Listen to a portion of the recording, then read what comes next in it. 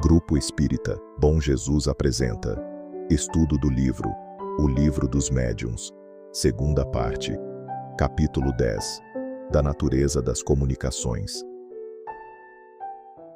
Olá, irmãos, vamos dando início então ao nosso estudo dessa semana do Livro dos Médiuns e hoje veremos o capítulo 10, que trata das naturezas das comunicações. Capítulo 10 da segunda parte. E dentro da natureza das comunicações, vamos aprender hoje a respeito das comunicações grosseiras, comunicações frívolas, comunicações sérias e comunicações instrutivas.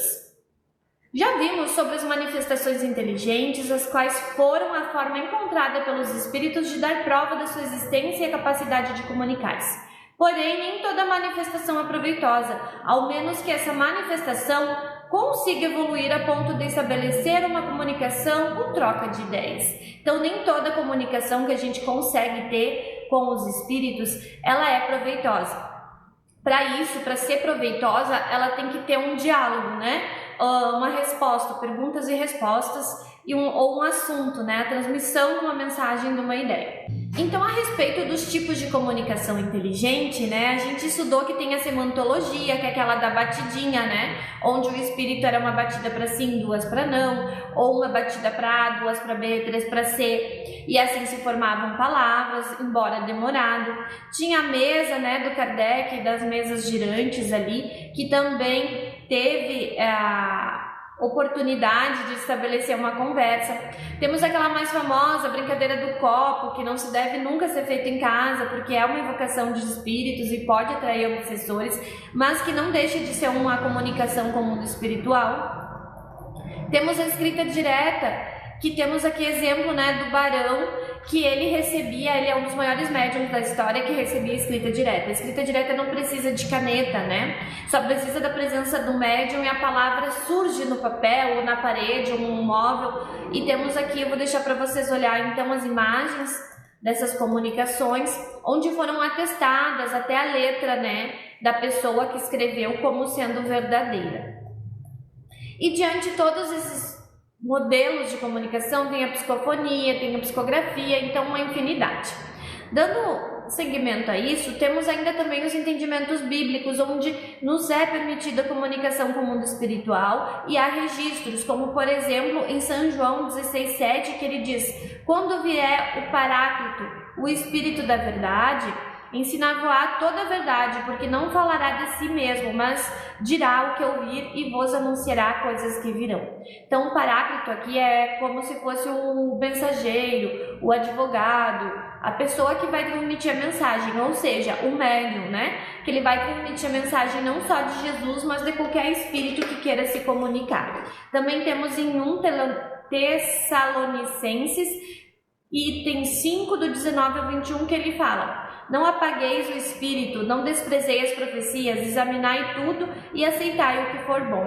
Aqui ele mesmo nos diz, né, que já, naquela época já se comunicavam com os espíritos e que a gente devia ter um certo grau de entendimento, né, a respeito do que a gente estava recebendo como mensagem para poder transmitir, né, que nem sempre a mensagem vai ser de todo boa, a gente tem que ter esse discernimento.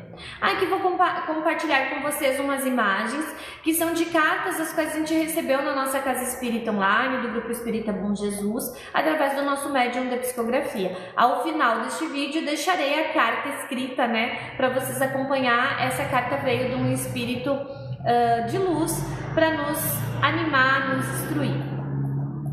E vamos lá. As comunicações inteligentes são as formas dos espíritos se comunicarem e comprovadamente sua existência, né? Comprovarem sua existência. Porém, nem toda comunicação é proveitosa, pois é preciso que através dela se estabeleça um diálogo. Então, a gente já falou sobre essa qualidade, né? Que tem que ter um diálogo, perguntas e respostas e uma conversação. Quando se estabeleceu as comunicações inteligentes e mais diretas, pode-se observar a natureza desses espíritos. Conclui-se que eram bons, ruins, educados, grosseiros, elevados, ignorantes, e a partir disso dividiu-se as comunicações nas seguintes categorias: grosseiras, frívolas, sérias e instrutivas. Então, no momento que a gente faz a evocação do mundo espiritual e dá a oportunidade dos espíritos se manifestar, a gente está sujeito a todo tipo, né, de comunicação. E é isso que nós vamos tratar então hoje.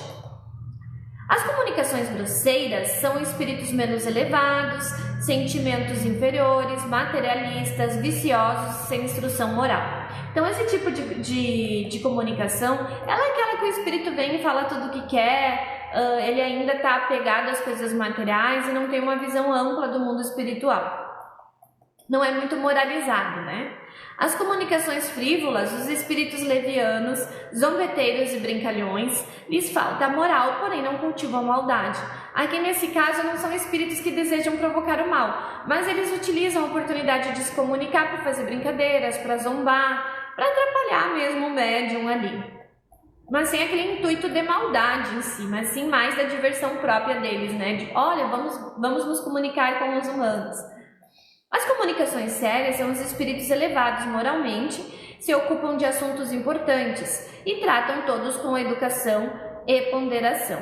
Então, nessas comunicações elevadas, comunicações sérias, geralmente vêm espíritos elevados. As comunicações de espíritos elevados sempre serão sérias, nunca frívolas ou grosseiras. No entanto, pode haver comunicações sérias de espíritos que não são elevados, eles só são inteligentes e educados.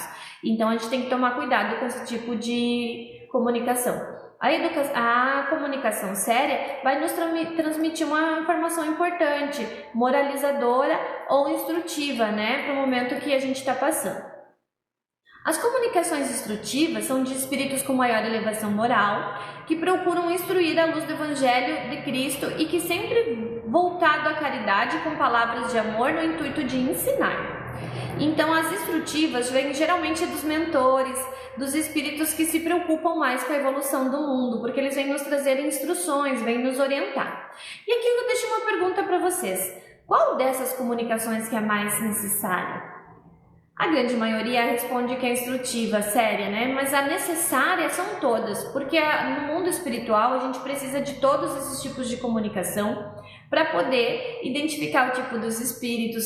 Quando a gente faz um trabalho numa mesa mediúnica, aquele espírito que ele ainda está grosseiro ou frívolo, ele vem se manifesta, ele traz uma informação importante para a gente poder conduzir à desobsessão da pessoa que está em sofrimento. Então, todo tipo de comunicação é necessário. Mas importante, né? As mais importantes são as sérias e as instrutivas, porque trazem esse cunho da moralização. Mas necessárias todas são, né? Para a humanidade em si. E como que a gente vai identificar, como identificamos se uma comunicação séria é verdadeira ou falsa? Como eu disse para vocês lá em cima, pode acontecer de uma comunicação bem séria, né? Sem grosseria, sem frivolidades, mas conter mentira, né? Porque os espíritos, eles continuam sendo pessoas como foram aqui, né? A moralidade deles é a mesma. Então pode um espírito enganador, uma pessoa muito culta, desencarnar e depois vir se comunicar e trazer mentiras, né? Até mesmo acusações contra as pessoas. Mas acontece que a comunicação falsa, ou seja, de um espírito que quer parecer elevado e não é, ele não consegue manter essa pose por muito tempo. Primeiro pela energia, né, que ele demonstra, segundo a própria aparência dele, também quando tem médium vidente consegue decifrar, porque o espírito ele não consegue se parecer com o que ele não vibra. Ele se parece com aquilo que ele vibra, a energia dele é a vestimenta dele, como a gente já estudou, né? No capítulo passado, a vestimenta dele, a aparência dele é condizente com o que ele vibra. Então tem esse detalhe.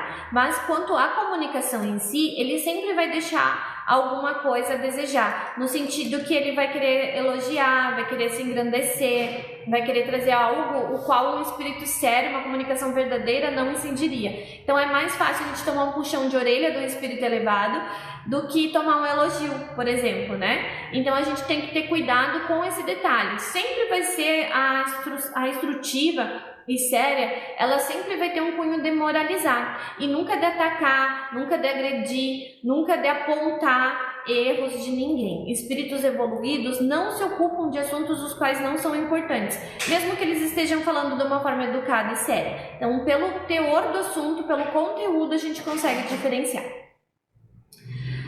São muitas as formas de comunicação entre os encarnados e desencarnados, mas o importante sempre deve ser a compreensão, a seriedade que as mensagens, as comunicações desejam atingir, que seja sempre para uma finalidade útil.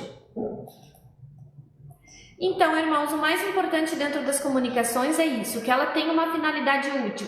Desde as frívolas, desde, como eu disse para vocês, das comunicações grosseiras, elas têm uma utilidade, então todas são necessárias, porque elas vão trazer algo revelador a respeito da pessoa que está sendo atendida, a respeito de algo. Então, cabe a nós, como disse lá no início, né, naquela passagem bíblica, que a gente tem que ouvir o Espírito e tirar dali o que é bom, ter o discernimento. Então, o discernimento do médium é muito importante para que essas comunicações atinjam a sua finalidade, que é útil, né? Que é na caridade, que é instrutiva, que é de orientar e conduzir.